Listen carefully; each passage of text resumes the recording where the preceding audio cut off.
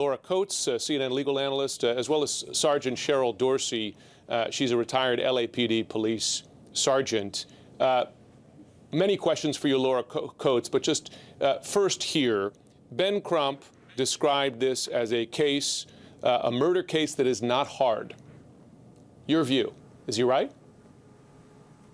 Well, we look at the 8 minutes and 46 seconds, and it's difficult to have heard Reverend Al Sharpton actually mark each minute and not have your stomach and your heart sink each time, knowing the duration of what was called the torture video. When you're talking about a criminal prosecution, you can never take for granted the fact that you've got jurors, you've got the idea of wild cards, you have the idea of people, although they are supposed to bring in a clean slate, an open mind, Jim, they often can bring in biases, preconceived notions, or they may be extending a benefit of the doubt that normally they wouldn't have to do so. And when a former officer is the defendant in the history of America, nothing is a foregone conclusion. However, you do have Minnesota law that is quite favorable based on the facts that we know in this case and what we've seen. We see the idea of the second-degree murder, which is the idea of an underlying felony, that being the asphyxiation by the knee, combined with somebody who was acting with disregard to human life. And remember, in Minnesota, Jim,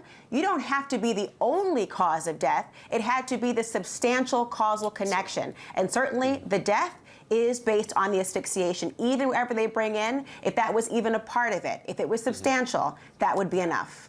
That's a very important point. It doesn't have to be the only cause of death, but a contributing factor. So, Sergeant Dorsey, you served for many years as a police officer.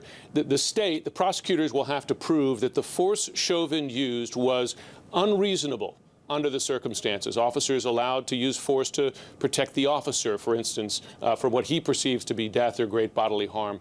Based on your experience here, and I know you're not a prosecuting or defense attorney, is that standard met? Well, listen, here's the deal. Officers are allowed to use only that force necessary to overcome resistance, right?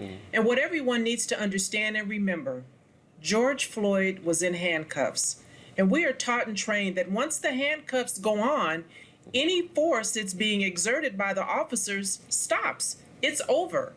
And so there's no real reason to sit on his neck for 8 minutes and 46 seconds, but to punish him for whatever crime Chauvin had decided George was guilty of on that day.